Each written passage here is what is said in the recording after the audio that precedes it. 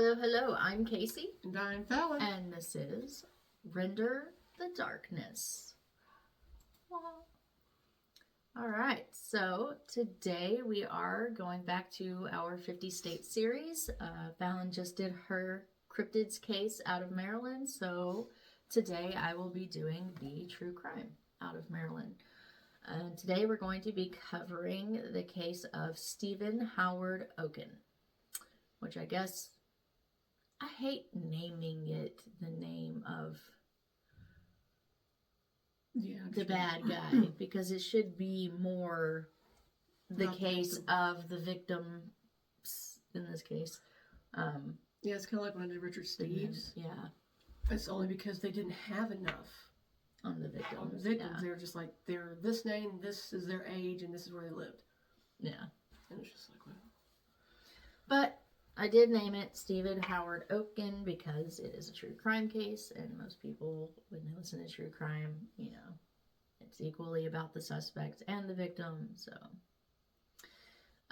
anyway, so again, if you couldn't tell by my intro, we're going to be talking about yet again an absolute monster, as most of them are.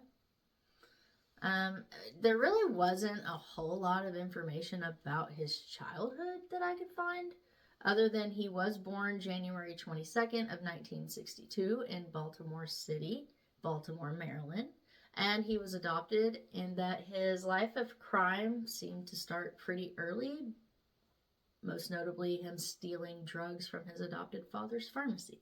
Oh. Which was the first notable crime that I was able to find. And then from there, it takes a pretty drastic jump because that brings us to our first victim. And her name was Dawn Marie Romano Garvin. She was born on January 10th, 1967 in Harford County in Aberdeen, Maryland. And her parents' names were Frederick and Betty Romano. And she had a brother whose name was also Frederick. She had recently married her high school sweetheart, and his name was Keith Garvin, and he was a naval officer, and they'd just gotten married the summer prior to the events we're fixing to talk about. Mm-hmm. She was also aspiring to and actively working on becoming an accountant. Keith and Dawn were living in White Marsh, Maryland at the time of the crime. And the weekend before the crime happened, so the dates on that would be October 30th and 31st. Dawn and Keith had actually been able to spend that weekend together thanks to a pass to go home that Keith had gotten from his naval superiors. And thank Lord that he did, because at midnight, November 1st, 1987, Keith had arrived and checked into the United States Navy base in Oceana, Virginia. And he began calling Dawn to let her know that he had made it back safely, but to no avail.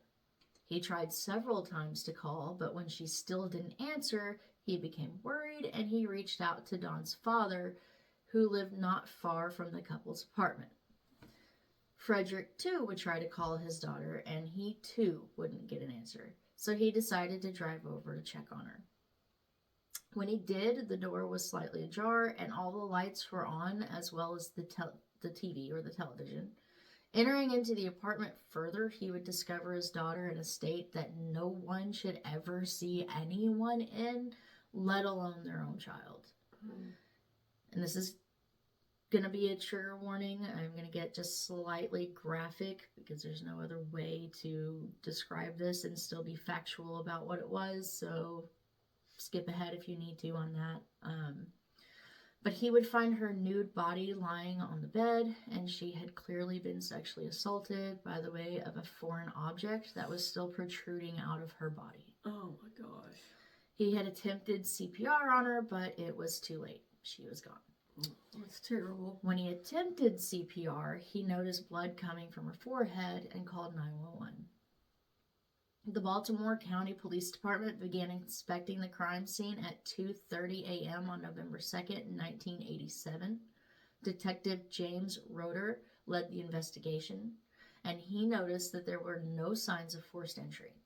During the inspection, Detective Roeder discovered a bra, a pair of pants, a shirt, a sweater, and a pair of tennis shoes next to the couch.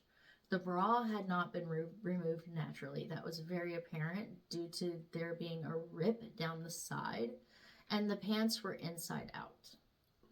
And Detective Roeder also found a tiny piece of rubber on the floor close to the TV set. Keep that in mind because that's going to come back later. Okay. Moving into the bedroom, he also found 2 used .25 caliber bullet shells, the casings from the bullet shells, and they were both on the bed. One of the casings was on top of a shirt that was stained in blood and appeared to have a bullet hole in it. An autopsy determined she'd been shot twice in the head. One bullet entered at her right ear and the other at her left eyebrow. Despite Keith having been home that weekend, the last person to actually have been known to have seen her alive was her brother, who stopped in around 8:30 p.m. on the 1st to pick up the keys to Keith's car. When he left, Dawn was getting ready to take her dog for a walk, so detectives had somewhat of a timeline to work with, but unfortunately, they wouldn't be able to piece together enough from the crime scene in time to catch her killer before he would strike again. Mostly because he would strike again just 2 short weeks after Dawn's murder. Dang. And that brings us to the second victim, Patricia Antoinette Hurt. She was born on May 28, 1944. Her parents' names were John and Danielle Hurt. At the time of the crime, Patricia was a single mother of 2 girls who worked as an administrative assistant at the Johns Hopkins Hospital. On November 16, 1987, at 9 a.m., Sergeant Sidney Branham, who also worked for the Baltimore County Police Department, same as Detective Rhodes from Dawn's case, he was patrolling the White Marsh area when he received a call on his radio of quote-unquote suspicious conditions, end quote, and that was regarding a missing person. The address he was given was of the townhouse of Stephen Oken, who he shared with his wife, Phyllis Hurt Oken. If you notice, her maiden name, Hurt. That's right. Patricia was Stephen's sister-in-law. Oh, wow. When Sergeant Branham arrived at the address of the townhouse, there were 4 people standing outside, one of whom was Danielle Jones, which was Patricia's other sister, who reported that her sister was missing and that she had reason to believe she'd been hurt, and that was why she was there.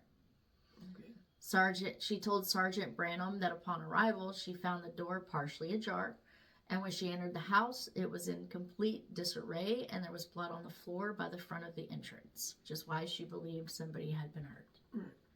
After hearing this, Sergeant Branham and Lieutenant Harvey chose to enter the house to, quote, see if there was anyone injured in the house, end quote. Upon doing this, Sergeant Branham discovered blood smeared on the floor in the foyer on the doorpost. He also observed a towel lying on top of a trash can in the kitchen with what was believed to be blood stained all over it, and there was a woman's clothing strewn all over the floor in the living room. So pretty similar to Dawn's crime scene. Upon leaving, Sergeant Branham put an officer at the door to secure the premises until they were able to get a search warrant. At 10 a.m. the same day, so an hour after the initial call came through, another detective from the Baltimore County Police Department, Charles Naylor, received a phone call asking him to go to the area near Interstate 95 and White Marsh Boulevard in Baltimore County, where the body of a deceased woman had just been found by the Maryland State Police. Detective Naylor proceeded to the area, and an hour later, the body was determined to be that of Patricia Hurt. Once they knew who the body belonged to, Detective Naylor went to the Oken townhouse, where Sergeant Branham went on to inform Detective Naylor of all the evidence found inside the townhouse. Between the discovery of Patricia's body and the evidence found in the house, Detective Naylor prepared an affidavit and an application for a search and seizure warrant for the property. It was quickly signed by Judge A. Gordon Boone Jr., and Detective Naylor returned to the property to execute the warrant. Once in the house, he found, and no surprise here, but he found a .25 caliber handgun from a dresser in Oken's master bedroom. If you remember, that's what kind of bullets were found at Don Garvin's crime scene. It would later be determined that Patricia had been assaulted and shot in the head. You may be wondering where Oken was in all of this. Well, apparently, he had stolen Patricia's Mustang and fled, so he was on the run. Oh. Most people on the run, they like at least try to stay hidden. But yeah, usually, I mean, that's the whole point. Yeah, no, not Oken. Let's talk about what he was doing. Okay. Which brings us to his third and final victim, Lori Elizabeth Ward. Born on June 7th, 1962, Lori was working at the Coachman Motor Inn on Route 1 in Kittery, Maine. While fleeing, Oken stopped into the inn to get a room. Lori was the night shift desk clerk, and when Oken first got there around 2:30 p.m., the motel manager, Diane Ott, was actually still there. She's the one who took Oken's credit card and ran it, but when she did that, she was on the phone and forgot to give him back his card. He was given a room key, and he left to go to it. Realizing she still had his card, but it was time for her shift to end, she left the card with Lori and called Oken's room to let him know the front desk had it and to come by and get it at his convenience. Then Diane left. A few hours later, Diane tried to call the desk to check on things and couldn't get an answer. After a few attempts, she phoned the maintenance man and asked if he could go check on things. After he tried to call and got no answer, that's when he decided he was going to go to the motel. At around 6:30 p.m., the maintenance man would tragically discover Lori's body in the storeroom behind the front desk, and the police were called. Upon arrival, they found her lying face down in a pool of blood and discovered her clothes in a, quote, disturbed condition, end quote. Her cause of death would go on to be determined to be a single gunshot wound to the head. Remember, this is all still happening on the 16th. So the Patricia thing and Lori thing, that all happened within 24 hours. Meanwhile, the Kittery police were searching room to room of the Coach Motor Inn. The following morning, they used a key to get into Oken's room at the Coach Motor Inn, where they found a bloody shirt, a dirty pair of socks, half a bottle of vodka, and some orange juice. Once Maine authorities ran Oken's name through national database and realized he was wanted for murder, they issued a public statewide alert. Once the owner of the Freeport Motel, because at this point, sorry, I missed a piece. At this point, he was on to another hotel. He was on to the Freeport Motel. And when they heard the broadcast, which this was about an hour and a half away from the Coach Motor Inn. Okay. So by this point, he was about an hour and a half away from where Lori's crime scene had taken place at the Freeport Motel. And they heard the broadcast.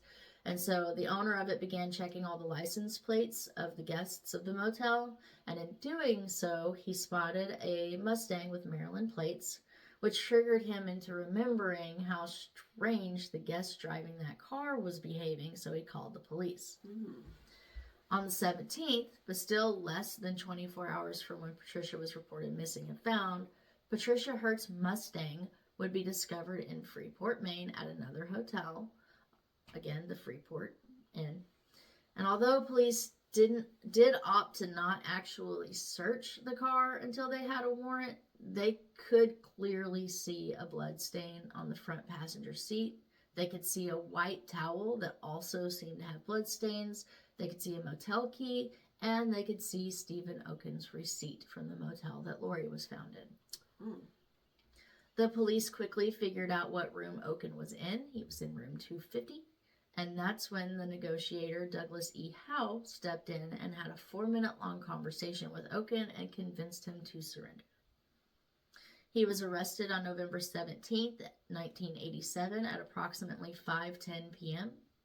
Upon his arrest, police seized his personal belongings, Patricia's car, and more importantly, his tennis shoes. Why is that part more important?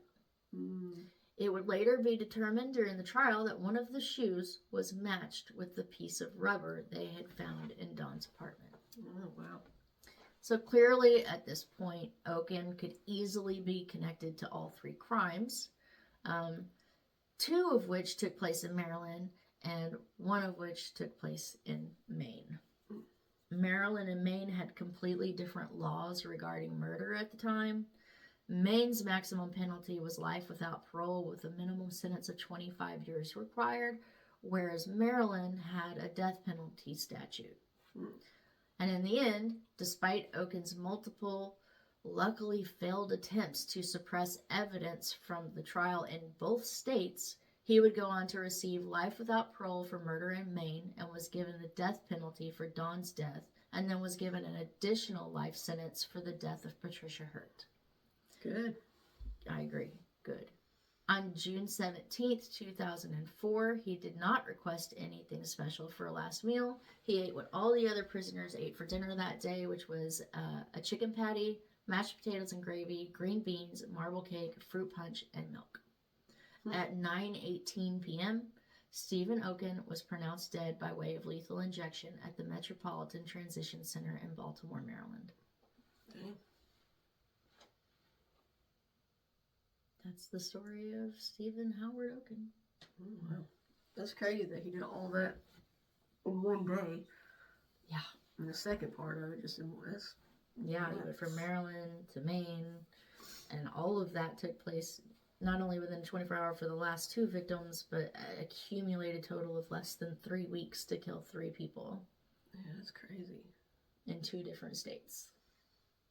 And from what I could read, never gave a reason at all.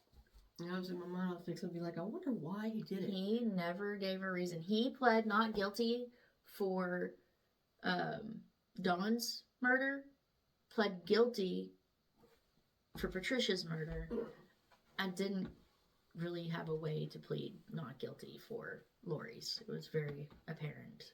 I mean, he could have, but he didn't. Well, I mean, part of the shoe was found in Dawn's. Yeah. So yeah, but that didn't happen until the trial had started. So he had already pled not okay, guilty for Dawn's before they had something surefire. I mean, they did have the gun, the bullet casings. Yeah. But you know, at that point in time, because it was less than 2 weeks, they hadn't had the opportunity to match those bullet casings to that specific gun yet, because it all happened so quickly. Gotcha. But when the trial starts, and I am going to attach a link that is going to have all of the court documents, all of the information regarding this case that you could possibly need, with all the details. Very sad. Yeah. Very sad case. You know, 3 innocent people who had nothing to do with anything other than some psychopath just snapped one day and went on a rampage. And another part about it is, like, the one that was related to him. His sister-in-law, Yeah. Patricia. I mean, I wonder if something just snapped. Like, something happened, like he was going through something mentally, and then something just... Yeah. And then he just went on a spree. I'm not sure exactly what happened. That's crazy. But it is a very sad and tragic case. I know we kind of just rolled right into that one. I didn't do any kind of like facts or anything like I normally do. I'm going to try to... I haven't decided if I'm going to stop doing the facts completely on the true crime cases, because, you know, a fun fact seems inappropriate right before diving into a true crime. But I may try to do something different, like a fact, like an interesting fact about maybe like forensics or true crime or something like that. I haven't really decided yet, but I do know I am taking the fun facts out of the true crime specific cases, but I am still going to leave them in for like the cryptids and the paranormal. Yeah. Because those we can be a little more free on those, you know. But that was my true crime case out of Maryland. Well, thank you for bringing that to my attention. I've never heard of it. Never heard of the guy. I hadn't either. But definitely a POS, so, you know. Yeah, I would agree. He definitely was that, for sure. I'm glad he got what he got. And honestly, I think he should have had the middle one done already, like, you know, first. But, you know. Yeah. That's it for this episode. We appreciate you guys joining us. And we hope that you liked it and that you like and you share it. And we'll see you next time. Bye. Bye.